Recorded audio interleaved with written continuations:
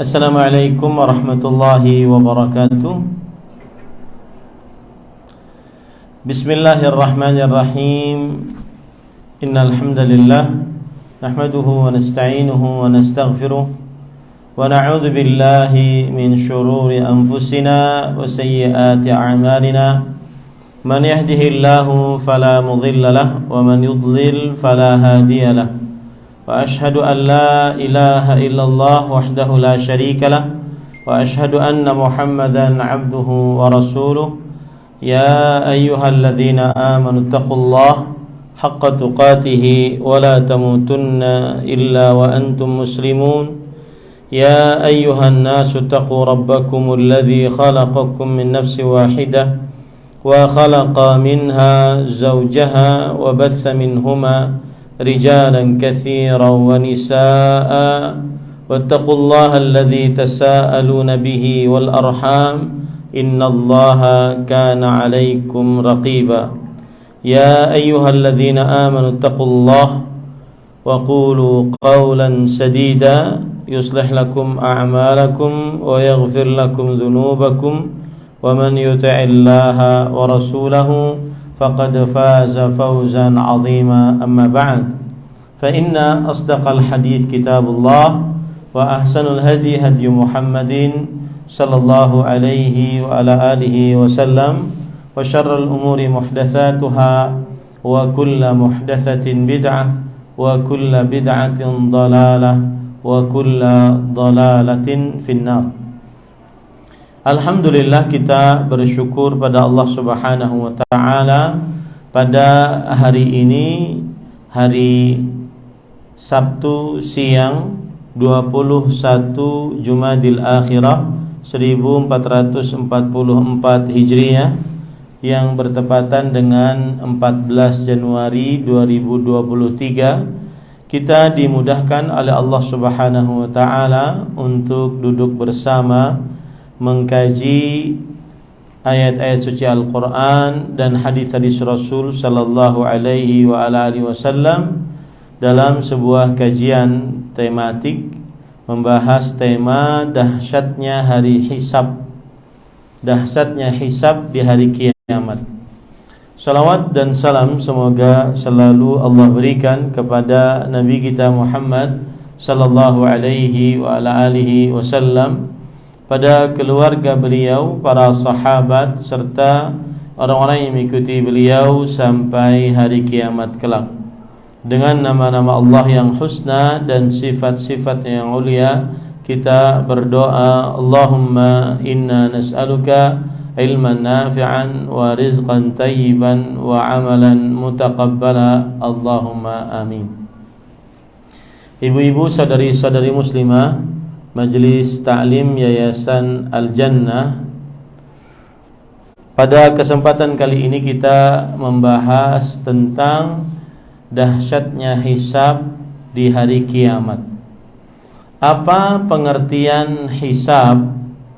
Hisab pengertiannya disebutkan oleh para ulama, di antaranya yaitu oleh Imam Al-Qurtubi rahimahullah, Yaumul hisabi wa ma'nahu anna al-bari subhanahu yu'addidu 'ala al-khalqi a'malahum min ihsanin wa isa'atin wa yu'addidu 'alaihim ni'amahum thumma yuqabilu al-ba'dha bil-ba'd fama yashiffu minha 'ala al-akhar hukima lil-mashfufi bihukmihi alladhi ayyanahu lil-khairi bil-khair wa lisyarri bis-syarr.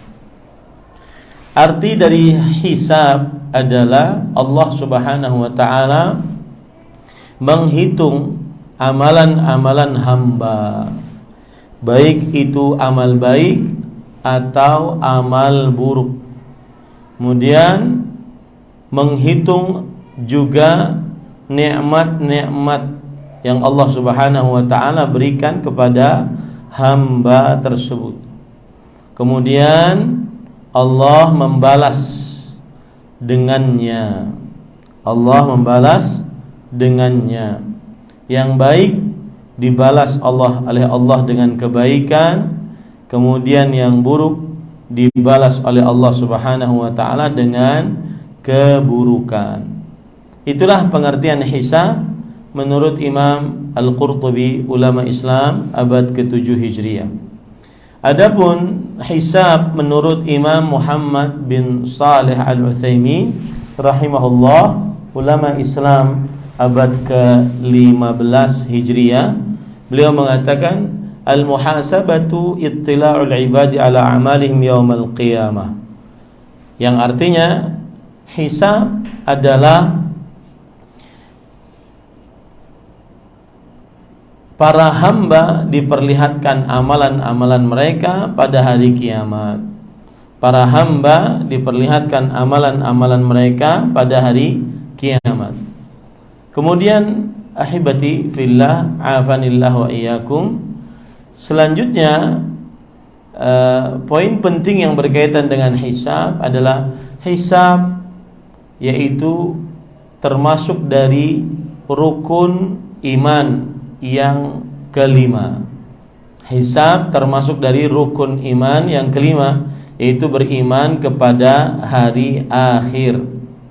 Setelah manusia dibangkitkan oleh Allah Subhanahu wa taala di hari kiamat, kemudian Allah Subhanahu wa taala mengumpulkan mereka, kemudian dihisab oleh Allah Subhanahu wa taala. Jadi hisab adalah termasuk bagian dari beriman kepada hari akhir. Kemudian dalil yang menunjukkan bahwa adanya hisab pada hari kiamat, yaitu Allah Subhanahu wa taala berfirman di dalam surat Al-Maidah ayat 4, wattaqullah innallaha sari'ul hisab, yang artinya bertakwalah kalian kepada Allah, sesungguhnya Allah Subhanahu wa taala maha cepat hisabnya. Bertakwalah kalian kepada Allah, sesungguhnya Allah Subhanahu wa taala maha cepat hisabnya. Nah, ini menunjukkan bahwa Allah Subhanahu wa taala cepat hisabnya bagi siapa yang dihisab oleh Allah, nikmat-nikmat yang Allah telah berikan kepadanya. Nah, begitu juga di dalam surat Al-Anbiya ayat 47, Allah Subhanahu wa taala berfirman, wa kafa bina hasibin, yang artinya dan cukuplah kami sebagai orang yang menghitung dosa-dosa dan juga menghitung amalan-amalan. Ini menunjukkan bahwasanya adanya hisab di hari kiamat kelak. Begitu juga dalam surat Al-Insyiqaq ayat 7 sampai 9. Fa amma man utiya kitabahu bi yaminih fasawfa yuhasabu hisaban yasira wa yanqalibu ila ahlihi masrura. Adapun yang seorang yang diberikan kitabnya dengan kanannya, maka akan dihisab dengan hisab yang mudah dan kembali kepada keluarganya dalam keadaan riang gembira. Nah, ini menunjukkan bahwasanya adanya hisab di hari kiamat, ya, adanya hisab di hari kiamat. Dan masih banyak lagi dalil-dalil dari hadis Rasul, dari ayat-ayat Al-Quran tentang adanya hisab di hari kiamat. Kemudian dalil dari hadis Rasul sallallahu alaihi wasallam tentang adanya hisab di hari kiamat, yaitu dalam hadis yang diriwayatkan oleh Imam Bukhari dan Muslim, bahwa istri Nabi Aisyah radhiyallahu anha bercerita, Rasulullah sallallahu alaihi wasallam bersabda, man husiba yaumal qiyamah udzib, siapa yang dihisab di hari kiamat maka dia akan disiksa oleh Allah Subhanahu wa taala. Siapa yang dihisab di hari kiamat maka dia akan disiksa oleh Allah. Lalu Aisyah radhiyallahu anha bertanya, "Alaysa qad qala Allah azza wa jalla fa sawfa yuhasabu hisaban yasira?" Wahai Rasulullah, mengapa begitu hadisnya? Bukankah Rasulullah Allah Subhanahu wa taala berfirman, siapa yang dihisab oleh Allah maka Allah akan menghisabnya dengan hisab yang mudah. Ini menunjukkan bahwa orang yang dihisab ada hisabnya mudah, tidak langsung disiksa oleh Allah Subhanahu wa taala. Apa jawab Rasulullah sallallahu alaihi wasallam? Laisa dzaki al-hisab, innama dzaki al-'ard. Faman nuqisha al-hisaba yaumal qiyamah 'udzib. Yang dimaksud dengan hisab tersebut adalah bukan itu, tetapi yang dimaksud hisab adalah siapa yang diteliti saat hisabnya, maka dia akan disiksa.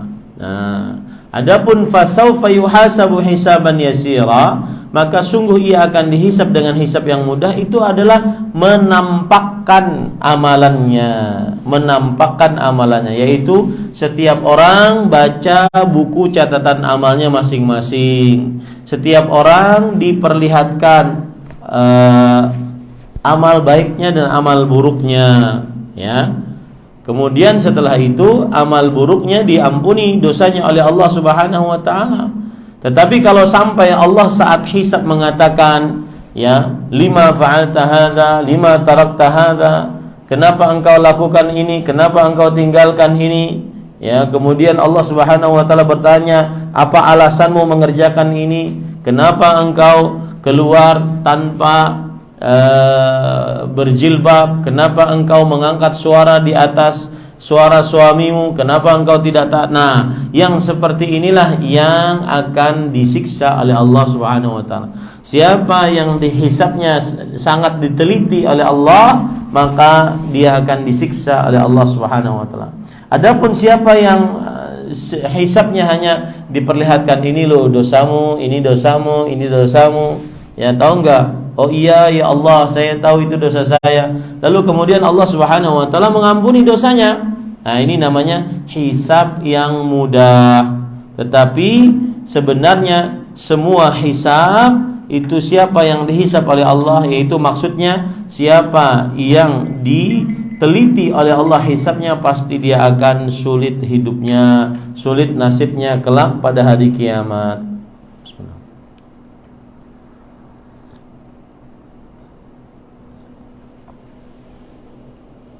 Kemudian ahibati fillah, afanillah wa iyyakum, saudari-saudari muslimah yang saya cintai karena Allah, semoga Allah Subhanahu wa taala selalu memberikan afiat kepada kita di dunia dan di akhirat. Baik. Kemudian para ikhwah yang dirahmati oleh Allah Subhanahu wa taala,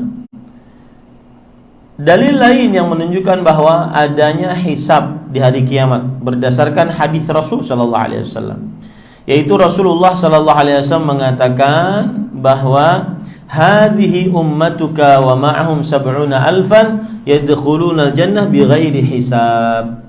Ini umatmu, bersama umatmu itu ada 70 ribu orang yang masuk ke dalam surga tanpa hisab. Ini menunjukkan bahwasanya adanya hisab di hari kiamat, ya, adanya hisab di hari kiamat. Dan ada dari umat-umat Rasul sallallahu alaihi wasallam yang masuk surga tanpa hisab. Ini sekali lagi menunjukkan adanya hisab di hari kiamat. Naam. Kemudian juga hadis yang lain riwayat Imam Ahmad dari Mahmud bin Labid radhiyallahu an, bahwa Rasul sallallahu alaihi wasallam bersabda, "Itsnatani yakrahuhuma ibnu Adam." Dua perkara yang sangat dibenci oleh anak manusia, kita semua. Al-maut wal mautu khairun lil mu'min minal fitnah. Yang pertama adalah kematian, padahal kematian itu lebih baik bagi orang beriman daripada terperosok ke dalam hal yang membinasakannya.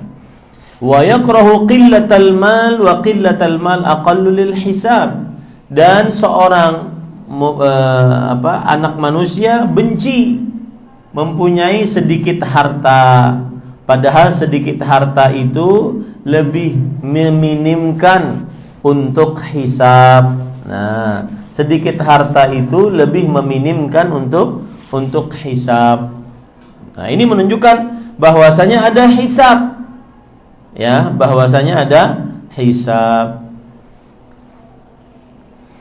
Kemudian ahibati fillah, afanillah wa iyyakum, sekarang kita masuk kepada beberapa prinsip saat hisab di hari kiamat yang terjadi nanti pada hari kiamat. Apa prinsipnya saat hisab pada hari kiamat? Yang pertama yaitu keadilan yang sempurna.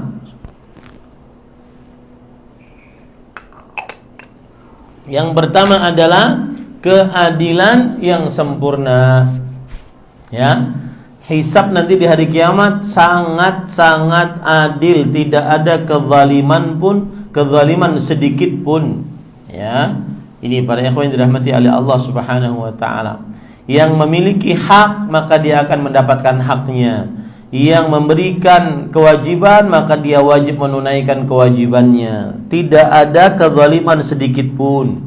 Allah berfirman di dalam surat Al-Baqarah ayat 281, "Tsumma tuwaffa kullu nafsin ma kasabat wa hum la yudhlamun." Kemudian disempurnakan setiap orang atas apa yang telah ia lakukan dan mereka tidak akan dizalimi. Ya, tidak akan dizalimi. Maksudnya tidak akan dizalimi apa?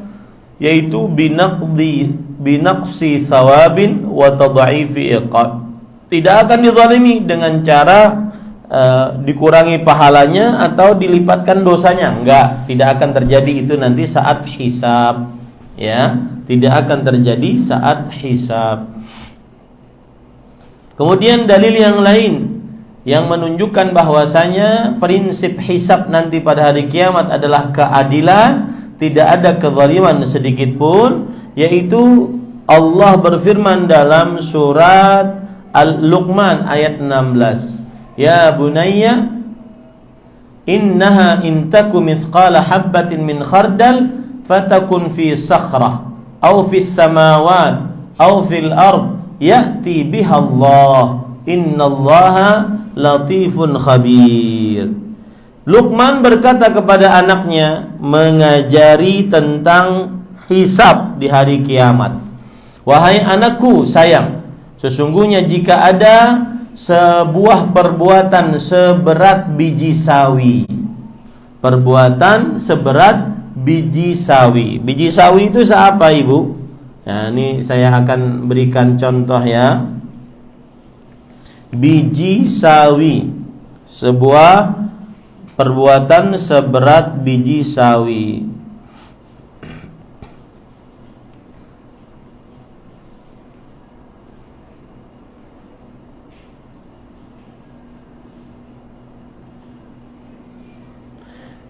Saya akan carikan yang kira-kira bisa menunjukkan bahwa dia kecil. Ya, sangat kecil. Ini perhatikan. Nah, biji sawi kecil, ya, sangat kecil. Kalau seandainya apa tadi?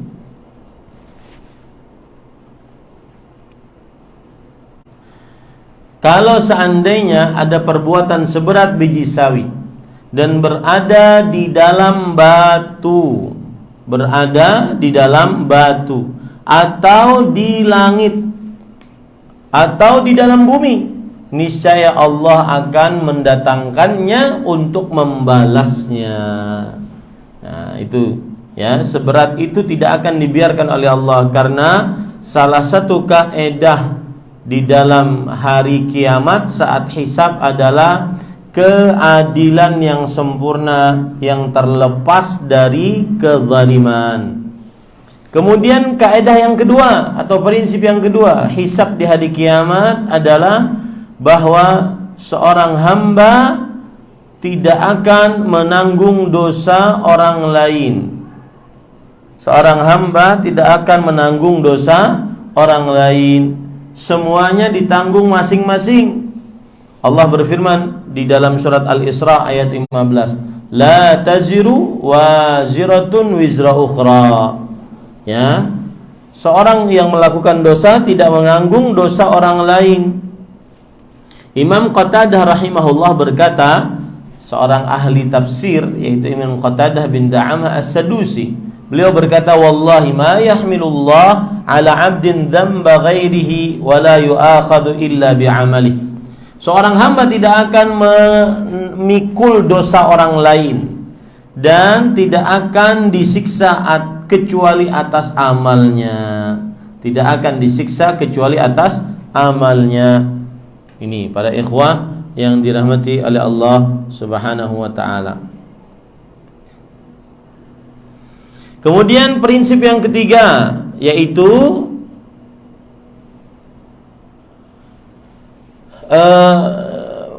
nanti di hari kiamat setiap hamba Allah akan melihat buku catatan amalnya masing-masing. Termasuk dari keadilan Allah Subhanahu wa taala, Allah akan memperlihatkan buku catatan amalnya. Maka pada saat itu tidak ada alasan sama sekali untuk manusia mengelak. Ya, tidak ada alasan sama sekali untuk manusia mengelak, karena Allah akan perlihatkan apa yang dia lakukan. Para ikhwan yang dirahmati oleh Allah Subhanahu wa taala, dalil yang menunjukkan akan hal ini adalah surat Ali Imran ayat 30. Allah Subhanahu wa taala berfirman, "Yauma tajidu kullu nafsin ma 'amilat min khairin muhdara wa ma 'amilat min su'in tawaddu law anna bainaha wa bainahu amadan ba'ida wa yuhadzirukumullahu nafsah wallahu raufun bil ibad." Yang artinya adalah pada hari itu setiap orang akan mendapati apa yang ia telah perbuat dari kebaikan ada dan dihadirkan di hadapannya, dan juga apa yang telah ia perbuat dari keburukan. Ya, ia menginginkan jikalau antara dia dengan keadaan seperti itu jarak yang sangat jauh. Nah, ini adalah prinsip yang ketiga, hisab yang akan terjadi nanti pada hari kiamat. Prinsip yang keempat adalah yaitu seorang hamba akan dilipatkan pahalanya di hari kiamat saat hisab, dan dosanya dicukupkan satu saja. Artinya tidak dilipatkan. Ya, dosanya tidak dilipatkan. Dan ini termasuk karunia Allah. Allah Subhanahu wa taala melipatkan pahala dan mencukupkan dosa-dosa, ya. Nah, ini ada pelajaran menarik di sini, Bu. Perhatikan baik-baik. Rasul sallallahu alaihi wasallam bersabda, "Innallaha katabal hasanat was sayyi'at." Sesungguhnya Allah menulis atau menentukan bagaimana tata cara penulisan dosa dan maksiat. Ya, lihat bagaimana tata cara penulisan dosa dan maksiat serta amal saleh. Rasulullah sallallahu alaihi wasallam bersabda, "Fa in hamma bihasanatin falam ya'malha katabaha Allah indahu hasanatan kamilah." Kalau ada orang berniat untuk beramal saleh, baru niat, Bu, belum beramal. Saya niat ingin berhaji, saya niat ingin puasa, saya niat ingin bangun masjid, baru niat. Maka dituliskan oleh Allah pahala yang sempurna. Baru niat, belum melakukan, ya, pahala yang sempurna. Maka banyak-banyaklah niat-niat baik, ya, niat-niat baik. Kemudian fa in amilaha katabaha Allah indahu asyru hasanatin ila 700 dha'fin ila adha'afin katsirah. Kalau seandainya niat amal saleh tadi jadi dia kerjakan, maka apa yang terjadi? Yang terjadi adalah dia diberikan pahala 10 kebaikan. dilipatkan menjadi 700, dilipatkan menjadi berlipat-lipat. Ini kalau seandainya amal soleh yang diniatkan tadi jadi dikerjakan. Taib. Kemudian fa in hamma bi sayyi'ah, jika dia bertekad, berniat untuk melakukan dosa atau maksiat, falam ya'malha katabaha Allah indahu hasanatan kamilah. Lalu orang tersebut tidak jadi mengerjakan niat dosa dan maksiat tadi, maka dituliskan oleh Allah satu pahala yang sempurna. Dituliskan oleh Allah satu pahala yang sempurna. Lihat ya, bagaimana luasnya rahmat Allah. Fa in amilaha katabaha Allah indahu sayyi'atan wahidah. Lalu kalau seandainya dia mengamalkan dosa yang sudah dia niatkan tadi, maka Allah akan menulisnya satu dosa saja. Nah, ini ibu-ibu, saudari-saudari muslimah. Nah, pelajarannya apa? Ini di luar hisab ya. Ini faedah. Pelajarannya apa? Semestinya bagaimanapun orang tersebut bermaksiat, bagaimanapun banyaknya dosanya, semestinya lebih banyak pahalanya. Ya, betul apa betul? Semestinya kalau seandainya dia bagaimanapun dia, maka dia lebih banyak pahalanya. Betul apa betul, Ibu?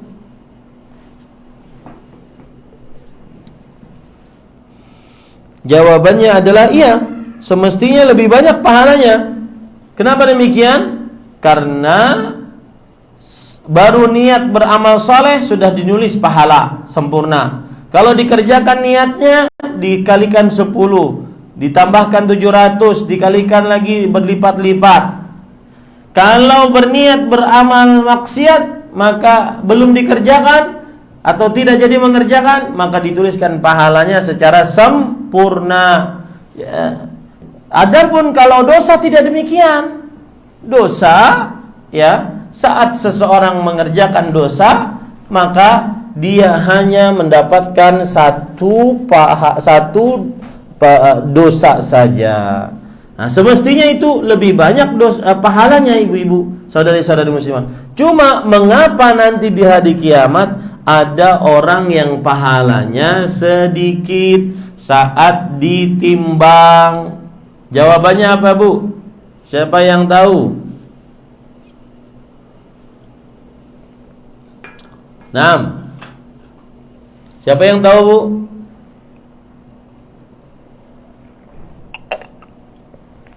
Pertanyaan saya, semestinya dengan penulisan, tata cara penulisan dosa dan pahala tadi, semestinya pahala seorang muslim banyak bagaimanapun dosanya, tetap pahalanya banyak.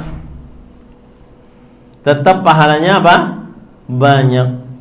Tetapi kenapa saat dihisab di hari kiamat nanti pahalanya tetap sedikit? Siapa yang bisa jawab, Ibu?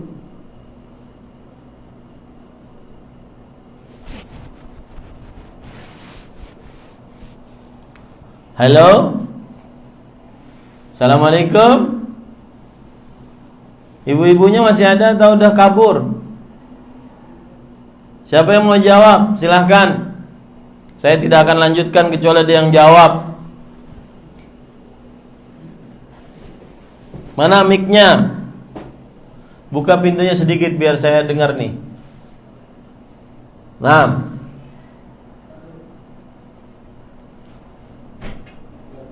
Ya.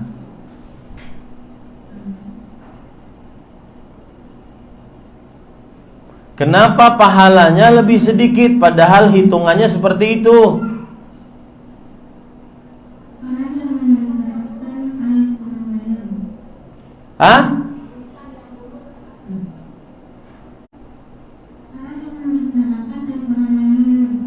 Nggak jelas, Bu.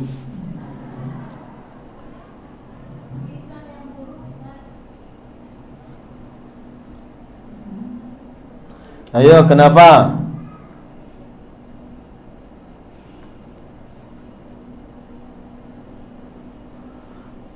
Jawabannya kenapa?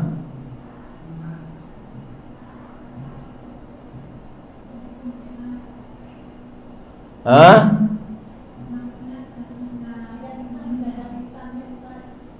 Maksiat ketika apa?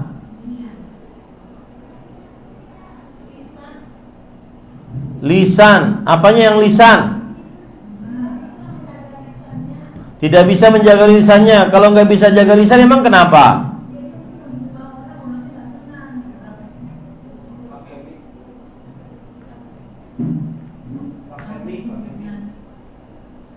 Dia tidak bisa menjaga lisannya. Lisan itu buruk yang keluar kata-katanya. Yang orang senang, orang tidak ada. Lalu apa hubungannya dengan pahala? Gara-gara? Nah, akibat dia berurusan dengan makhluk lain, baik itu melalui lisannya, melalui tulisannya, melalui macam-macamnya, maka dia punya tanggungan kepada makhluk lain. Akhirnya di hari kiamat pahalanya yang banyak tadi dia apakan? Dia bagi-bagi. Nah, di sini saya ingin mengajarkan kepada ibu-ibu, hati-hati yang ahli ibadah tapi mempunyai tanggungan kepada orang lain. Baik itu tanggungan harta, hutang tidak dibayar, minjem gak dikembalikan, atau tanggungan lisan sebagaimana yang sudah ibu sebutkan tadi, atau tanggungan pukulan. Nah, ini hati-hati. Kalau dilihat sih dia ahli ibadah, hafal Quran, ahli tahajud, ahli sholat, ahli majlis ilmu, tapi ternyata dia tidak menjaga tanggungan orang lain terhadap dirinya. Akhirnya nanti di hari kiamat dia harus bayar. Bayarnya dengan apa, ibu? Dengan pahala. Alhamdulillah, berarti ibu paham. Taib, yang kelima, yang terakhir, prinsip hisab nanti di hari kiamat, dan ini menunjukkan dahsyatnya nanti di hari kiamat, adalah diberdirikan para saksi. Nah, diberdirikan para saksi. Allah Subhanahu wa taala berfirman dalam surat Ghafir ayat 51, wa yauma yaqumul ashhad, dan ingatlah hari diberdirikan para saksi. Ya, diberdirikan para saksi. Siapa saja para saksi itu? Para saksi itu adalah diantaranya para malaikat. Nah, ini ibu-ibu, ya, sebagaimana yang dikatakan oleh Allah dalam surat Qaf ayat 20-21, wa nufikha fis-sur, ditiupkan sangkakala, dzalika yaumul wa'id, itulah hari yang dianjamkan kepada kalian, wa ja'at kullu nafsin ma'aha sa'iqun wa syahid, dan setiap orang akan datang bersamanya penuntunnya, wa syahid, dan saksi-saksinya. Saksi yang dimaksud di sini siapa? Kata Imam Al-Baydawi, al-ashhad jam'u syahid ka sahibin wa ashabin, wal muradu bihim man yaqumu yaumal qiyamah li syahadati 'alan nas minal malaika wal anbiya wal mu'minin, yaitu seperti para malaikat, para nabi, dan orang-orang beriman itu akan menjadi saksi nanti di hari kiamat. Jadi diberdirikan saksi-saksi, ya, entah itu saksinya nanti pemberat pahala atau malah kebaliknya memberatkan dosa. Di antara saksi adalah para rasul. Nah, kalau tadi kan para malaikat, di antara saksi adalah para rasul. Allah berfirman dalam surat An-Nisa ayat 41, fa kaifa idza ji'na min kulli ummatin bisyahidin wa ji'na bika 'ala haula'i syahida. Maka bagaimanakah jika kami datang dari setiap umat seorang saksi, dan kami akan datangkan engkau wahai Muhammad sallallahu alaihi wasallam sebagai saksi atas mereka. Nah, ini ya. Kemudian termasuk saksi juga adalah umat Nabi Muhammad sallallahu alaihi wasallam. Termasuk saksi adalah umat Nabi Muhammad sallallahu alaihi wasallam. Sebagaimana ayat di dalam surat Al-Baqarah ayat 143. Wa kadzalika ja'alnakum ummatan wasatan litakunu syuhada'a 'alan nas. Dan demikianlah kami jadikan kalian sebagai umat yang pertengahan agar kalian menjadi saksi-saksi atas manusia. Ya, menjadi saksi-saksi atas manusia. Termasuk saksi-saksi adalah juga anggota tubuh manusia. Termasuk saksi-saksi juga adalah anggota tubuh manusia, yaitu sebagaimana disebutkan oleh Allah dalam surat Fussilat ayat 21-23. Wa yauma yuhsyaru a'da'ullahi ilan nar fahum yuza'un. Pada hari itu dikumpulkan musuh-musuh Allah di dalam neraka dan mereka akan dibagi-bagi. Hatta idza ma ja'uha syahida 'alaihim sam'uhum wa absaruhum wa jaluduhum. Ketika datang maka akan bersaksi pendengaran mereka, mata mereka, kulit mereka, bima kanu ya'malun, sesuai dengan apa yang telah mereka perbuat. Ya, maka wa qalu li juludihim lima syahidtum alaina. Ya, kemudian mereka berkata kepada kulit mereka, kenapa kalian jadi saksi aku? Gitu ya. Kemudian Allah mengatakan, qalu antaqanallahu alladzi antaqa kulla syai' wa huwa khalaqakum awwala marrah wa ilaihi turja'un. Allah berfirman, Allah lah yang menjadikan mereka berbicara, sebagaimana Allah menjadikan setiap sesuatu berbicara. Dan dialah Allah yang menciptakan kalian pada pertama kali, kemudian dan kepadanya lah kalian dikembalikan. Nah, ini menunjukkan bahwa termasuk saksi nanti pada hari kiamat adalah anggota tubuh kita. Yauma tashhadu alaihim alsinatuhum aydihim wa arjuluhum bima kanu yaksibun. Ya, pada hari itu tangan mereka bersaksi. Pada hari itu lisan mereka bersaksi, kaki mereka bersaksi. Nah, ini pemandangan yang ada di hari kiamat. Termasuk yang menjadi saksi adalah bumi. Nah, Allah berfirman, wa qala al-insan yawma idzin tuhadditsu akhbaraha bi anna rabbaka awhalaha. Yang artinya, dan manusia berkata, apa ini? Pada hari itu, ya, pada hari itu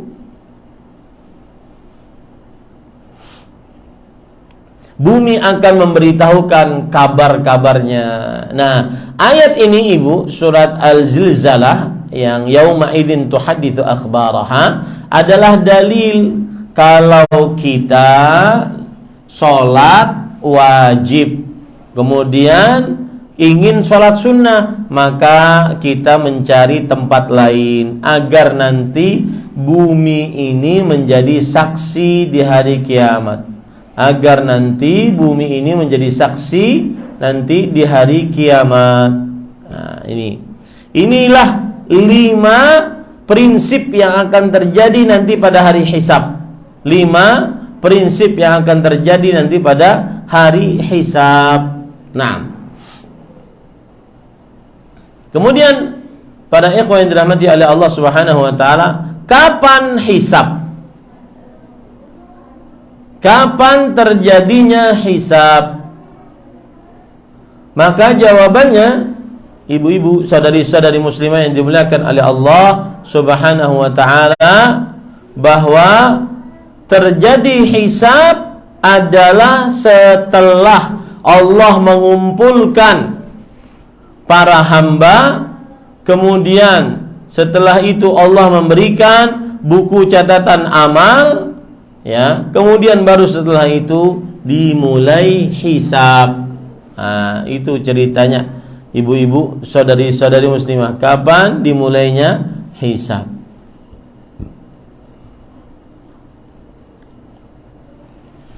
Taib. Selanjutnya, apa saja yang dihisab atas seorang hamba. Nah, ini termasuk dahsyatnya hisab di hari kiamat. Apa saja yang dihisab oleh Allah atas seorang hamba. Yang pertama yaitu tentang keyakinannya, kesyirikan dan kekufurannya. Adakah kesyirikannya, kekufurannya, ya? Ini akan dihisab nanti oleh Allah Subhanahu wa taala pada hari kiamat, yaitu tentang keyakinannya. Dalil yang menunjukkan akan hal ini adalah surat Asy-Syu'ara ayat 93. Wa qila lahum aina ma kuntum ta'buduna min dunillah. Dikatakan kepada hamba, di manakah kalian beribadah kepada selain Allah? Maksudnya, manakah sembahan-sembahan kalian selain Allah Subhanahu wa taala? Ya. Ini menunjukkan bahwa salah satu yang akan dihisab kelak nanti di hari kiamat adalah tentang keyakinan, kesyirikan dan kekufuran. Pernah enggak dia melakukan kesyirikan? Pernah tidak dia melakukan kekufuran? Ya. Kemudian yang kedua yang akan dihisab atas seorang hamba adalah amalan yang mereka amalkan selama hidup di dunia. Amalan yang mereka amalkan selama hidup di dunia. Ini akan dihisab nanti pada hari kiamat.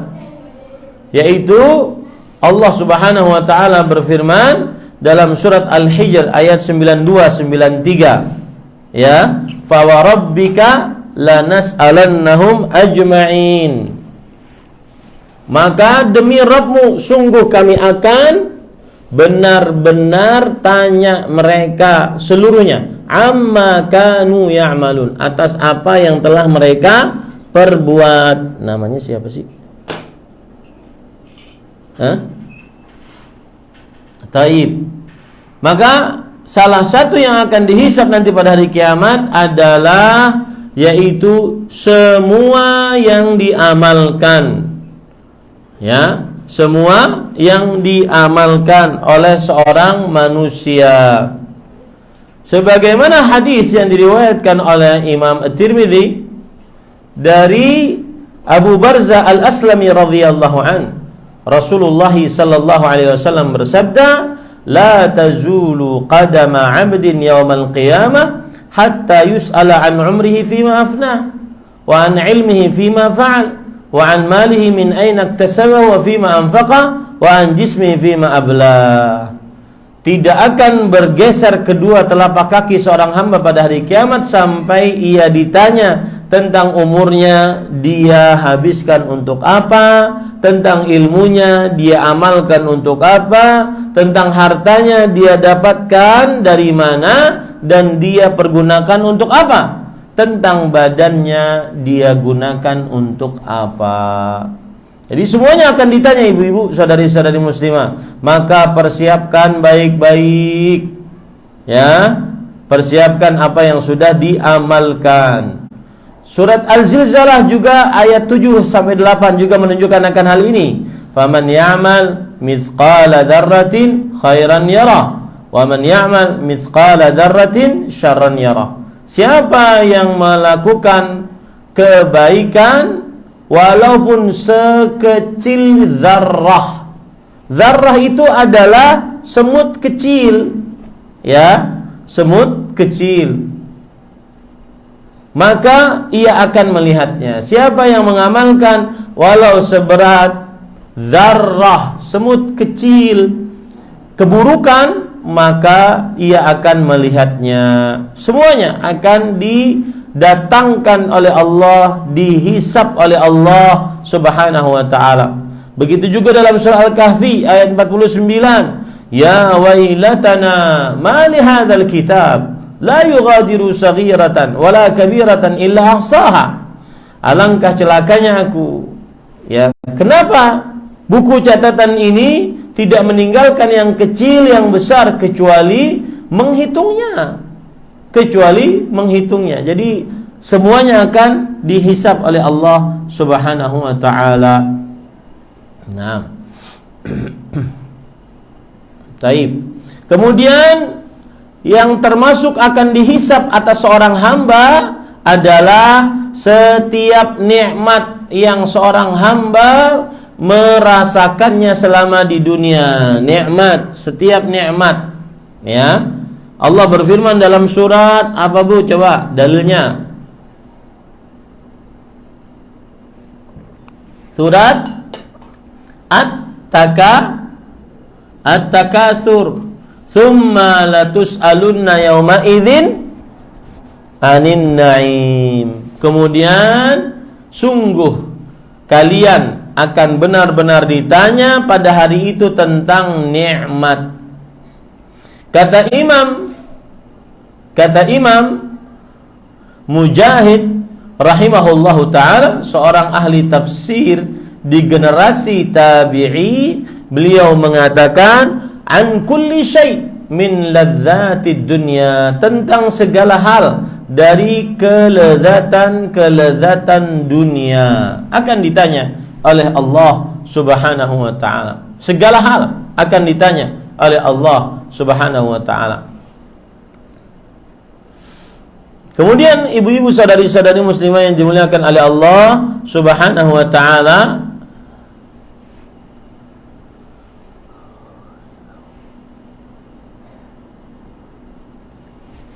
dalil yang lain yang menunjukkan bahwa setiap kelezatan yang dirasakan oleh seorang hamba akan ditanya oleh Allah, dihisab oleh Allah Subhanahu wa ta'ala.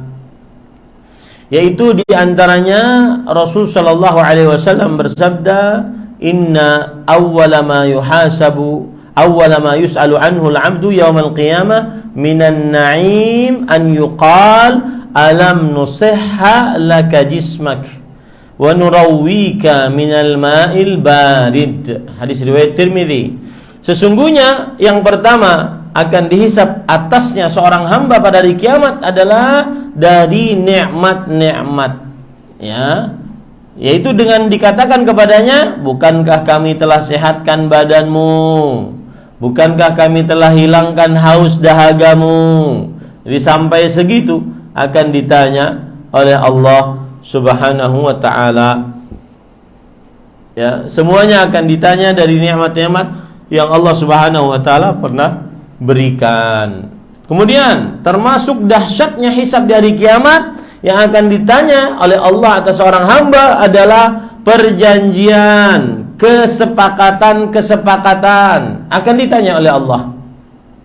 Ya, yang janji-janji, yang melakukan kesepakatan akan ditanya oleh Allah Subhanahu wa ta'ala, sebagaimana dalam surat Al-Ahzab ayat 15. Laqad kanu ahadullah min qabl la yuwalluna al-adbar wa kana ahdullahi mas'ula. Dan sungguh mereka telah berjanji kepada Allah sebelumnya bahwa mereka tidak akan berpaling, dan adalah janji kepada Allah itu akan dimintai pertanggungjawaban. Ya. Dalam surat Al-Isra ayat 34 juga begitu. Wa aufu bil ahdi innal ahda kana mas'ula. Tunaikanlah janji, sesungguhnya perjanjian akan dimintai pertanggungjawaban, hisab nanti pada hari kiamat. Nah, termasuk dari dahsyatnya hisab dari kiamat adalah yaitu seseorang akan ditanya oleh Allah, dihisab oleh Allah pendengarannya, penglihatannya, dan qalbunya oleh Allah Subhanahu wa ta'ala.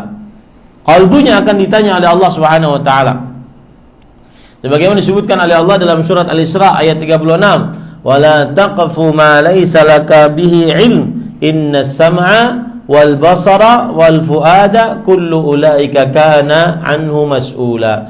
Janganlah kalian berbuat tanpa dasar ilmu. Sesungguhnya pendengaran, penglihatan, dan kalbu seluruhnya adalah akan dimintai pertanggungjawaban, dihisab oleh Allah Subhanahu wa taala. Di sini ayat ini menarik, ibu-ibu, saudari-saudari muslimah. Kalau kita baca Al-Qur'an, kita akan dapati sering sekali Allah Subhanahu wa taala menyebutkan pendengaran terlebih dahulu sebelum penglihatan. Ya, pendengaran terlebih dahulu sebelum penglihatan. Banyak ayatnya, di antaranya tadi, ya. Di antaranya juga nama-nama Allah Subhanahu wa taala. Innallaha huwas samiul basir. Sesungguhnya Allah Maha mendengar dan Maha melihat. Innahu huwas samiul basir. Sesungguhnya Dia adalah Maha mendengar dan Maha melihat. Innallaha sami'un basir.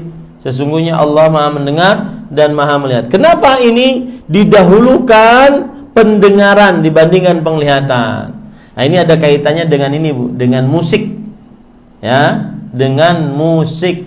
Maka ketahui baik-baik, Allah ingin mengingatkan bahwa apabila seseorang sudah dirusak pendengarannya, maka akan dirusak juga serta-merta penglihatannya.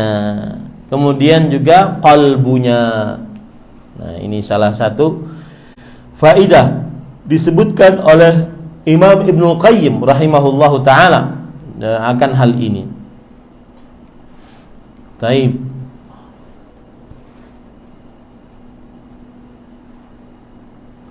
Jadi ibu-ibu, saudari-saudari muslimah, kalau berbicara seperti ini berarti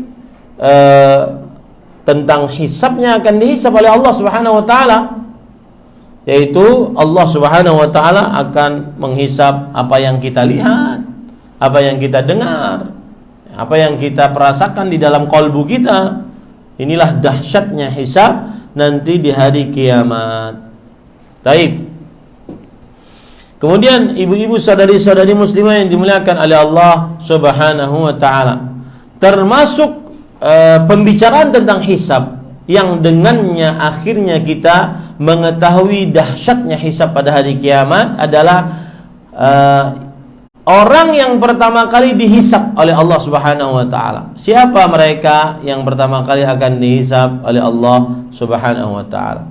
Yang pertama kali dihisab adalah umat Nabi Muhammad sallallahu alaihi wa alihi wasallam. Umat Nabi Muhammad sallallahu alaihi wasallam.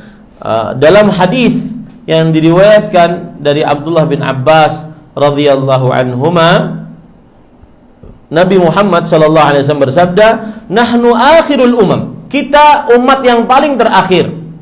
Wa awwalu man yuhasab. Dan kita yang paling pertama dihisab. Yuqal, akan dikatakan, ainal ummatu al-ummiyatu wa nabiyyuha. Akan dicari nanti kelak di hari kiamat, mana umat yang tidak bisa membaca dan juga nabinya. Fanahnul akhirunal awwalun. Maka kita ini adalah generasi terakhir tetapi paling pertama untuk dihisab. Nah, itu dia. Kemudian para ikhwah yang dirahmati oleh Allah Subhanahu wa taala, agar kita mengetahui juga tentang dahsyatnya hisab adalah kita mengetahui amalan apa yang paling pertama akan dihisab oleh Allah. Yang paling pertama akan dihisab oleh Allah adalah amalan salat. Maka hati-hati dengan salatnya ibu-ibu. Hati-hati dengan salatnya. Dengan anak-anak kita hati-hati. Kenalkan dia ada kehidupan akhirat. Ya, kenalkan dia ada akan kehidupan akhirat. Hati-hati jangan sampai seseorang melalaikan salat. Jangan sampai seseorang melalaikan salat. Taib. Dalil yang menunjukkan akan hal ini adalah hadis riwayat Tirmidzi dari Abu Hurairah radhiyallahu anhu, "Inna awwala ma yuhasabu bihil 'abdu yaumal qiyamah min 'amalihi salatuhu fa in salahat faqad aflaha wa anjah." Sesungguhnya yang pertama akan dihisab dengannya seorang hamba pada hari kiamat dari amalnya adalah salatnya. Jika salatnya baik, maka sungguh ia beruntung dan sukses. Nah, ini Bu, berarti salat penentu nasib, Bu. Ya, hati-hati dengan sholat anak-anak kita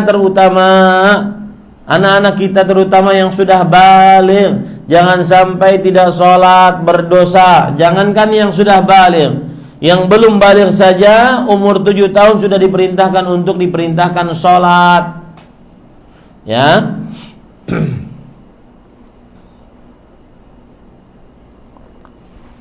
Jika sholatnya rusak, maka sungguh dia telah rugi dan malang.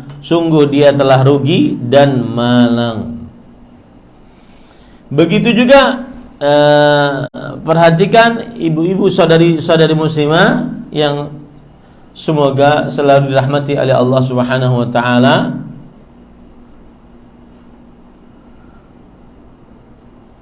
Yang patut diperhatikan juga dalam perihal hisab, agar kita tahu dahsyatnya hisab di hari kiamat adalah macam-macam hisab.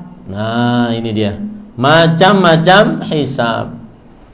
Para ikhwan yang dirahmati oleh Allah Subhanahu wa taala, macam hisab yang pertama adalah hisabnya mudah. Merekalah yang mengambil buku catatan dengan kanan mereka. Surat Al-Insyiqaq ayat 7 sampai 8. Hisab yang mudah. Fa amma man utiya kitabahu bi yaminihi fasawfa yuhasabu hisaban yasira. Adapun seorang yang diberikan kitabnya dari kanannya, maka ia akan dihisab dengan hisab yang mudah. Kata Imam Ibnu Jarir, hisab mudah itu bagaimana? Ini perhatikan Bu. Bi an yundhara fi a'malih fayughfaru lahu sayyi'atuhu wa yujaza ala hasanatiha. Nanti hisab mudah itu adalah Allah memperlihatkan amalan. Hei fulan, tahu enggak ini dosamu? Tahu enggak ini dosamu? Tahu enggak ini dosamu? Lalu Allah mengampuni dosa-dosa tersebut dan menghapuskan memberikan pahala atas orang-orang yang melakukan kebaikan. Nah, itu namanya hisab yang mudah. Jadi hisab yang mudah itu adalah Allah memperlihatkan amalan-amalan hamba, ya. Kemudian Allah ampuni yang dosa, lalu Allah Subhanahu wa taala beri pahala yang ibadah kepada Allah Subhanahu wa taala. Kemudian ibu-ibu, saudari-saudari muslimah yang dimuliakan oleh Allah, termasuk dari macam-macam hisab adalah yang kedua, yaitu seorang yang mendapati hisab yang sulit, merekalah penghuni neraka. Seorang yang mendapati hisab yang sulit, merekalah penghuni neraka. Ya. Dalam surat Ar-Ra'd ayat 18, Allah Subhanahu wa taala berfirman, "Lilladzina istajabu li rabbihimul husna walladzina lam yastajibu lahu law anna lahum ma fil ardi jami'an wa mithluhu ma'ahu laftadaw bih ulaika lahum su'ul hisab wa ma'wahum jahannam." Orang-orang yang menerima ajakan Allah Subhanahu wa taala, maka mereka akan mendapatkan husna, yaitu surga. Dan yang tidak menerima, maka mereka akan mengatakan, jikalau kami memiliki kekayaan sebesar bumi dan semisalnya, maka kami akan bayar siksa neraka ini. Merekalah orang-orang yang mendapati keadaan yang buruk pada hari kiamat.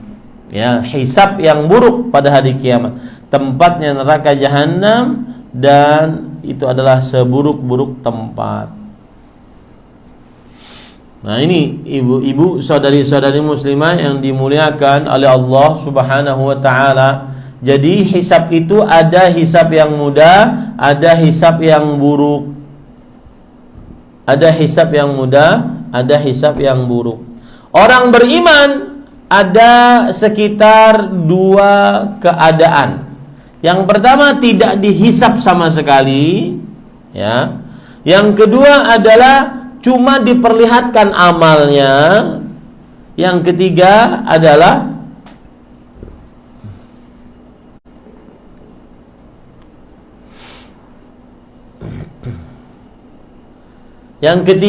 dihisab, lalu diteliti hisabnya, lalu ditanyakan di dalamnya amal-amal salehnya, ya. Lalu ternyata yang menghisapnya adalah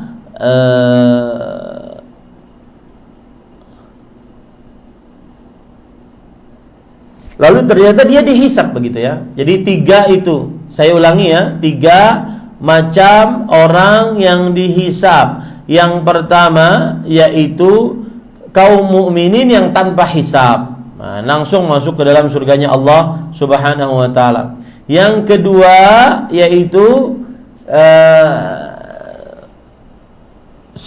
suatu kaum yang tidak diteliti saat hisabnya, cuma diperlihatkan amal solehnya, amalan-amalannya saja. Ini tahu nggak? Ini dosamu. Ini tahu nggak? Ini dosamu. Lalu diampuni dosa-dosanya. Nah, yang ketiga adalah yaitu suatu kaum yang dihisab dan dia diteliti saat dihisab, ditanya-tanyai saat dihisab, ya, ditanya-tanyai saat dihisab. Nah, itu namanya macam-macam hisab yang ada dalam Al-Quran. Tapi para ikhwan yang dirahmati oleh Allah Subhanahu wa taala, sekarang bagaimanakah kita atau bagaimanakah pembalasan pada hari kiamat? Ya, bagaimanakah pembalasan pada hari kiamat? Ini yang saya katakan tadi.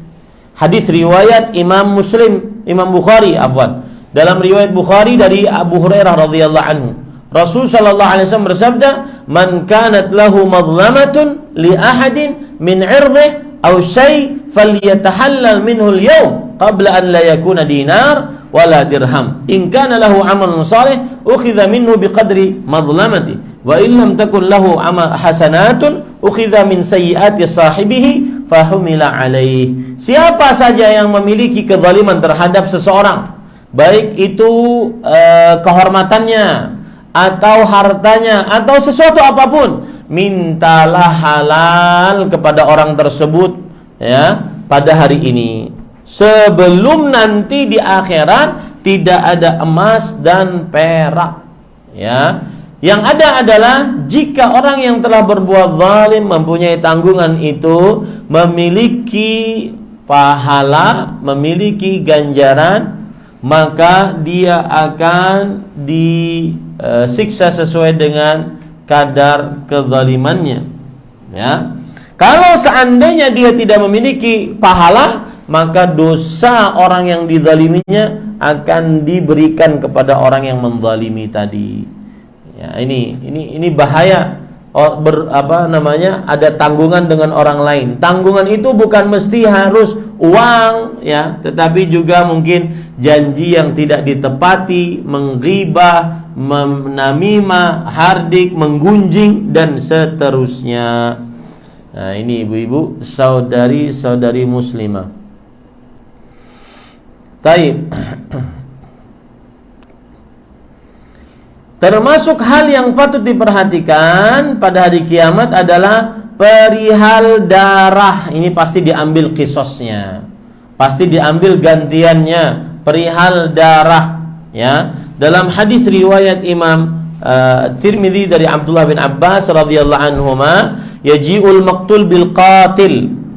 Orang yang terbunuh akan membawa orang yang membunuh nanti pada hari kiamat. Nasiyatuhu wa ra'su biyadihi. Yang terbunuh tadi memegang kepalanya, jadi dia nggak punya kepala ya, yang terbunuh. Wa adwaju tashakhaba daman. Kemudian karena wajahnya tadi berpindah kepada keyakinan, maka berubah wajahnya ya.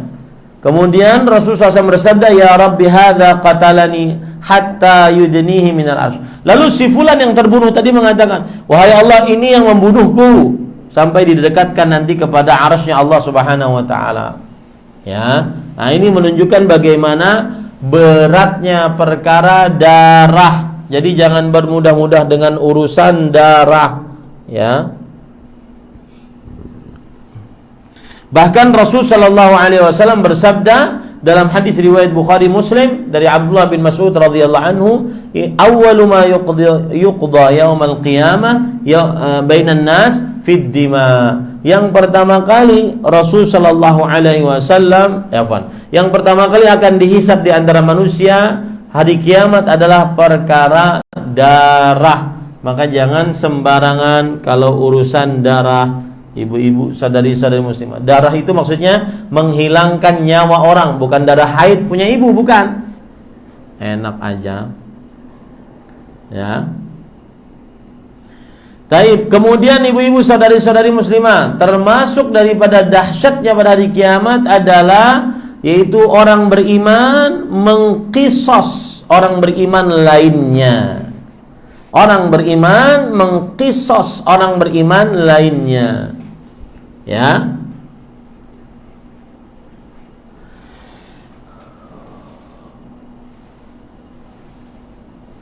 Perhatikan hadisnya, ya. Yaitu diriwayatkan dari Abu Sa'id Al-Khudri. Rasul sallallahu alaihi wasallam bersabda, "Idza khalasal mu'minuna minan nar." Jika orang beriman sudah bisa lewat dari sirat, hubisu biqantaratin bainal jannati wan nar. Maka orang beriman ini tertahan antara di sebuah jembatan antara surga dan neraka. Fayataqassuna madzalimat kanat bainahum fid dunya. Maka mereka minta qisas, ya, terhadap kezaliman-kezaliman di antara mereka di dunia. Hatta idza naqu wa hudzibu udzina lahum bidukhul jannah. Sampai jika mereka sudah dibersihkan, maka baru diizinkan untuk mereka masuk ke dalam surganya Allah Subhanahu wa taala. Ya, ini hati-hati ibu-ibu, saudari-saudari muslimah. Semua orang beriman akan minta kisahnya kelak nanti di hari kiamat.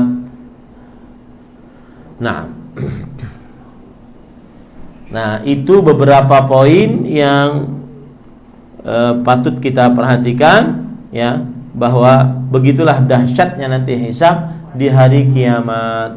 Nah, jika ada yang ingin bertanya, dipersilahkan. Waktu kita sudah selesai untuk materi. Tinggal untuk pertanyaan dan tanya jawab. Nah, silakan.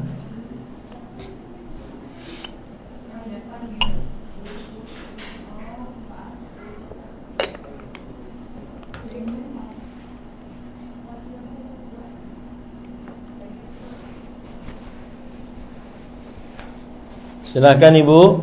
Ada hisab, ada hisab. Ada pertanyaan? Nah. Pertanyaan pertama, sebagai seorang awam, apakah termasuk berlebihan jika berdoa minta masuk surga Firdaus tanpa hisab dan azab? Sedangkan saya menyadari ibadah dan amal sangat terbatas. Jawabannya tidak termasuk berlebihan. Tidak termasuk berlebihan. Kenapa? Karena itu yang diperintahkan oleh Rasulullah sallallahu alaihi wasallam, yaitu idza sa'altumullaha fas'aluhu al-firdaus innaha a'lal jannah. Jika kalian minta kepada Allah, mintalah surga Firdaus, sesungguhnya itu adalah surga yang paling besar, ya, yang paling besar. Maka mintalah surga Firdaus dan minta tanpa hisab. Meskipun ibadah kita sangat terbatas, dosa kita sangat maksimal, maka tetap saja minta kepada Allah Subhanahu wa taala. Mohon nasihatnya agar terhindar dari sifat futur dan malas beribadah dan merasa rendah diri. Jazakallahu khairan. Jawabannya untuk sifat malas, rasanya saya sudah pernah bahas di sini, Ibu. Betul tidak? Agar semangat beribadah. Betul tidak? Agar semangat beribadah, yang pertama, banyak berdoa.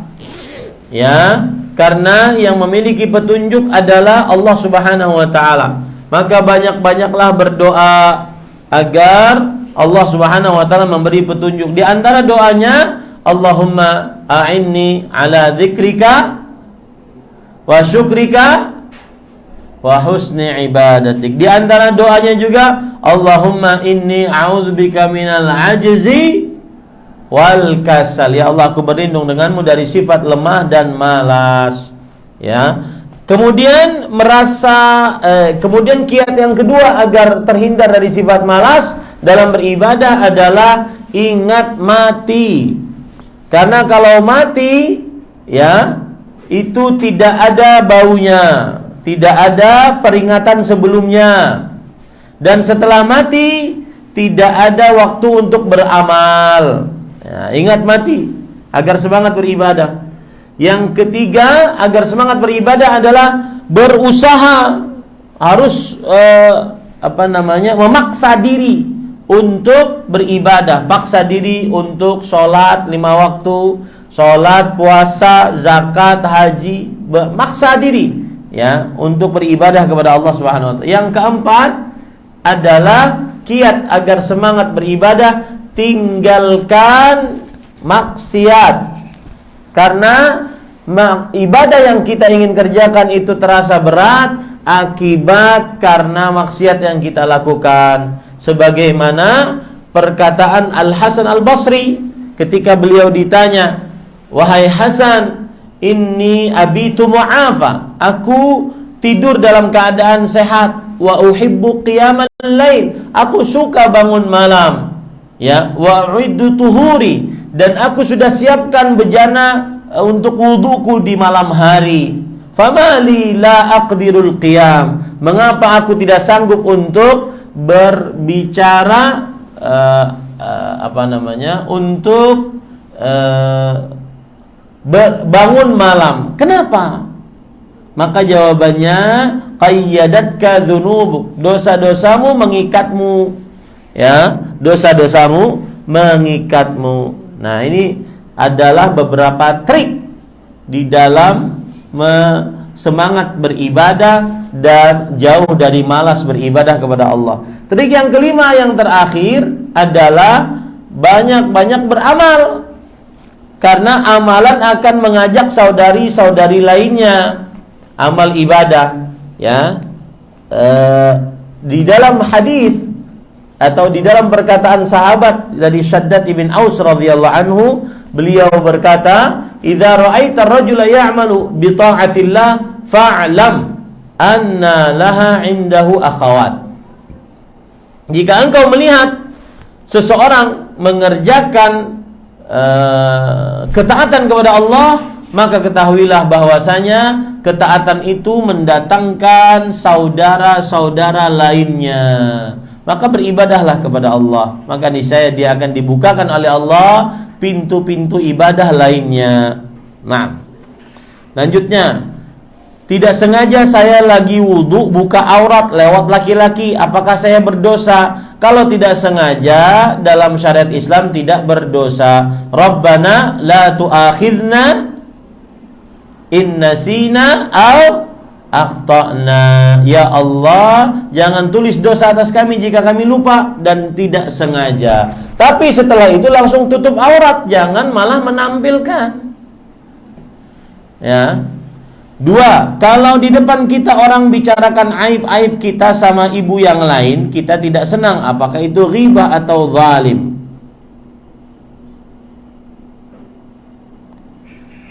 Apakah kita dapat transfer pahala di dia? Maka jawabannya yang jelas, kalau dighibahi oleh orang lain, maka dia berarti makhluk yang terzalimi, dan dia nanti akan dapatkan transferan pahala kalau tidak minta halal sekarang di dunia. Kalau orang mau mengasih uang sama kita, kalau terpaksa, apakah halal kita terima? Gimana ceritanya nih? Sampai terpaksa ngasih itu gimana? Apakah ibu yang maksa sehingga terpaksa dia ngasih, atau gimana? Kemudian tahu dari mana bahwa dia terpaksa? Ibunya tahu dari mana? Jangan-jangan ibunya yang baper. Ya, pokoknya kalau dikasih hadiah, terima saja. Dikasih hadiah, terima saja. Jangan sampai berpikir macam-macam. Ya. Bismillah. Tentang gadai sawah. Ada orang menggarap gadai sawah, dia tidak tahu dulu pemilik sawah sudah ridha atas sawahnya yang digarap orang penerima gadai. Hasil yang telah dimakan dulu tidak apa-apa, tidak dikembalikan ke tanah pemilik sawah. Pertanyaan, apakah sudah gugur kewajiban penerima gadai tanpa mengembalikan hasil sawah dulu sesuai dengan dalil Al-Baqarah 275? Kalau tidak tahu itu riba, apa hasil yang telah dipungut dulu jadi miliknya? Yang jelas gadai itu begini, Ibu. Gadai itu adalah jaminan atas hutang piutang. Itu namanya gadai. Saya berhutang kepada ibu, atau terbaliklah, saya kan orang kaya, ibu bilang amin gitu loh. Amin. Ibu berhutang kepada saya 10 juta. Apa Bu jaminannya? Tanah saya, Ustadz. Oke, tanah. Nah, tanah yang digadaikan ini masih milik ibu. Saya yang menghutangi ibu tidak boleh menggarap sawah tersebut atau tanah tersebut. Taib. Kalau sudah digarap bagaimana Ustadz? Nah, tergantung ibu ridha atau tidak. Kalau ridha, selesai urusan. Kalau tidak ridha, wajib dikembalikan. Ya, seperti itu. Wallahu a'lam. Kemudian tanah yang digadaikan tadi berpindah kepemilikan nggak, Bu? Ibu menggadaikan tanah ke saya dengan dengan hutang 50 juta. Kira-kira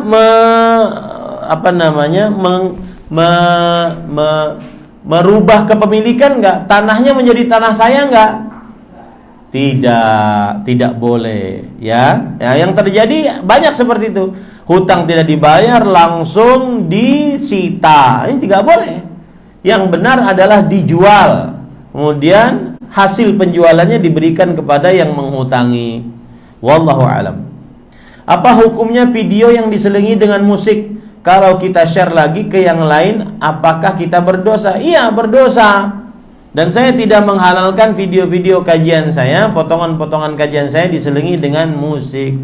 Ya, tidak dihalalkan itu. Iya, berdosa karena menyebarkan musik.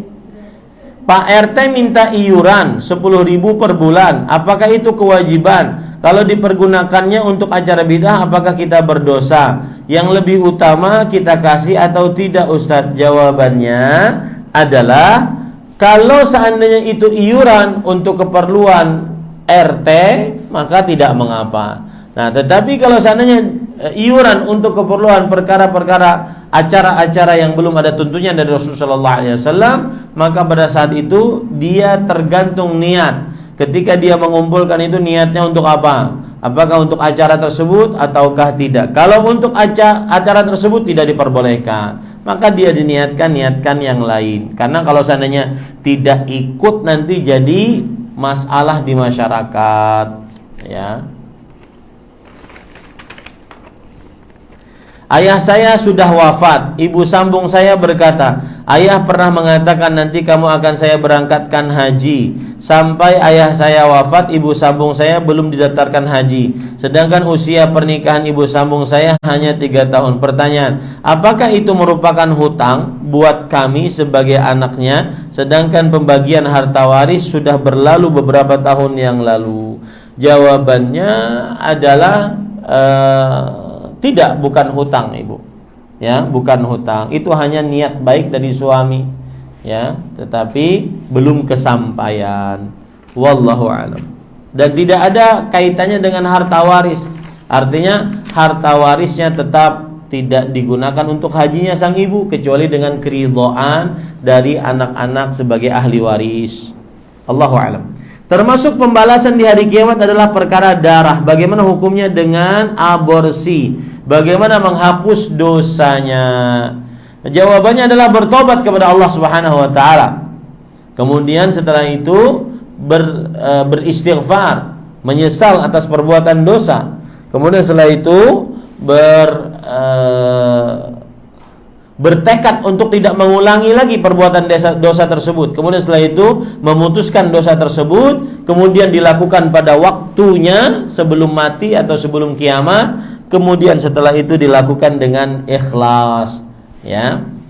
Nah, ini hukum aborsi haram karena dia membunuh manusia, terutama kalau seandainya manusianya yang sudah lewat daripada 4 hari. Wallahu alam. Udah lewat daripada 4 bulan, kok 4 hari? Bagaimana untuk menafsirkan ayat 90 dan 91 dalam surat Al-Hijr? Apakah bisa atau maksudnya yang baca surat Yasin pada malam Jumat saja? Itulah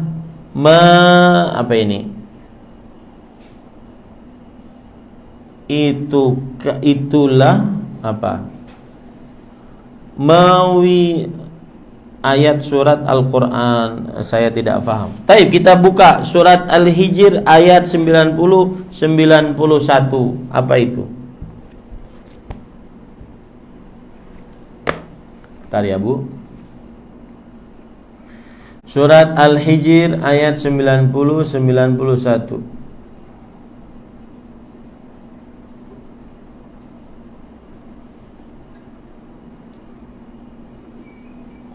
Allah berfirman, alladzina ja'alul qur'ana 'idhin. Orang-orang yang telah menjadikan Al-Qur'an itu terbagi-bagi. Fa warabbika lanas'alannahum ajma'in.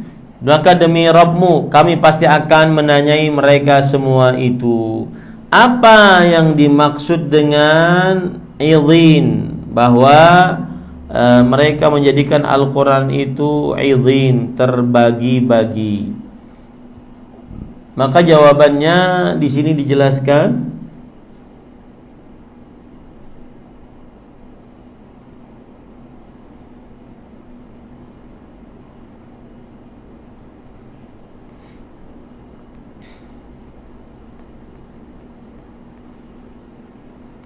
Bentar ya Bu.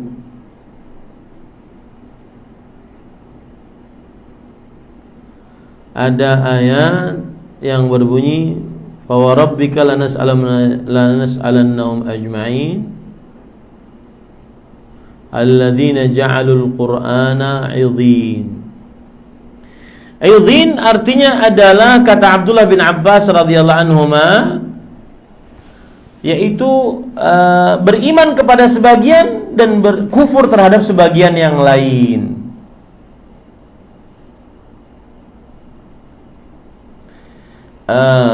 Tidak masuk. Misalkan gini, maksud ibu ini mungkin begini ya. Ada orang baca Yasin, cuma Yasin yang dia baca selama hidupnya. Dia tidak membaca surat lain. Dia pokoknya amaliyahnya Yasin malam Jumat. Apakah ini termasuk membagi-bagi Al-Quran? Tidak baca yang lain, cuma Yasin doang? Maka jawabannya tidak demikian. Tetapi mengkhususkan surat Yasin di malam Jumat, maka belum ada dalil sahih yang kuat akan hal tersebut. Wallahu a'lam. Puasa Daud hari Ahad, harusnya puasa ada acara keluarga. Apakah boleh berbuka? Jawabannya al-mutanaffil amiru nafsi. Orang yang melakukan amalan sunnah, dia raja terhadap dirinya sendiri. Silahkan dia mau melanjutkan, silahkan dia berbuka. Ya. Lalu nanti besoknya gimana Ustaz? Hari Ahad misalkan aturan puasa jadi tidak puasa karena berbuka. Seninnya gimana? Langsung saja puasa karena sebelumnya berarti tidak puasa. Ya, karena yang namanya puasa Daud itu sehari puasa, sehari tidak puasa.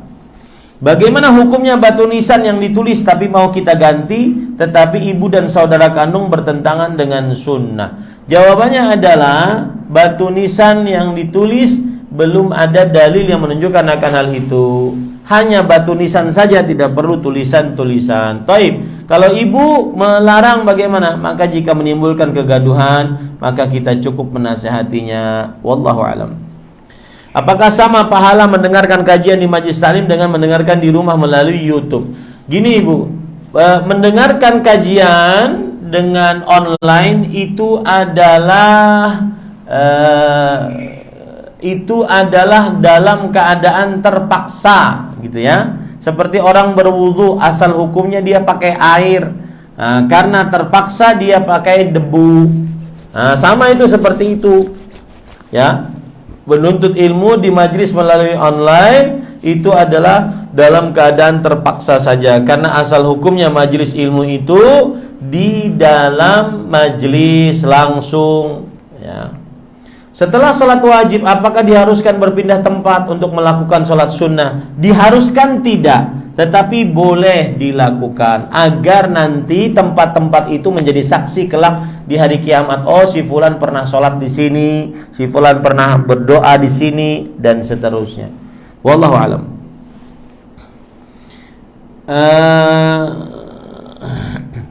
Tadi Ustadz membahas di prinsip-prinsip hisab di hari kiamat. Seseorang tidak akan menanggung dosa orang lain. Apakah orang tua baik yang masih hidup atau sudah meninggal tidak menanggung dosa-dosa atau maksiat yang dilakukan oleh anaknya?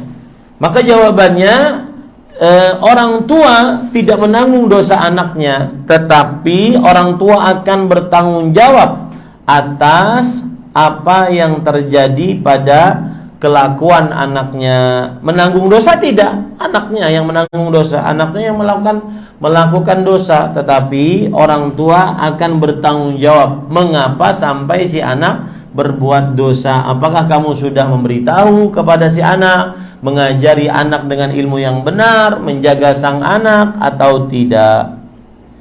Apakah amalan-amalan saleh seorang anak itu bisa mengalir ke orang tua yang sudah meninggal atau bisa membawa kebaikan juga untuk orang tua yang masih hidup? Jawabannya adalah apabila orang tua punya andil di dalam amal saleh tersebut, seperti orang tua memfasilitasi, orang tua mengajarkan, orang tua memberikan petunjuk, ya, ilmu kepada anak, lalu anaknya mengamalkan ilmu tersebut, maka orang tuanya akan dapat pahala. Orang tuanya akan dapat pahala. Adapun kalau seandainya orang tuanya tidak ada sebagai sebab, maka tidak akan dapat pahala. Wallahu a'lam. Nah, ada lagi Ibu?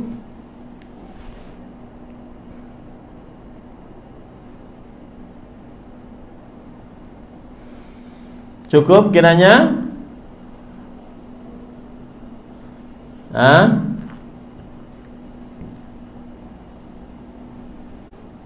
Ya, ini yang bisa saya sampaikan karena tidak ada lagi yang bertanya. Apa yang baiknya dari Allah Subhanahu wa taala, apa yang buruk itu dari saya pribadi. Kita cukupkan dengan kafaratul majlis. Subhanakallahumma wa bihamdik asyhadu an la ilaha illa anta astaghfiruka wa atubu ilaik. Wa sallallahu nabiyana Muhammad walhamdulillahi rabbil alamin. Wassalamualaikum warahmatullahi wabarakatuh.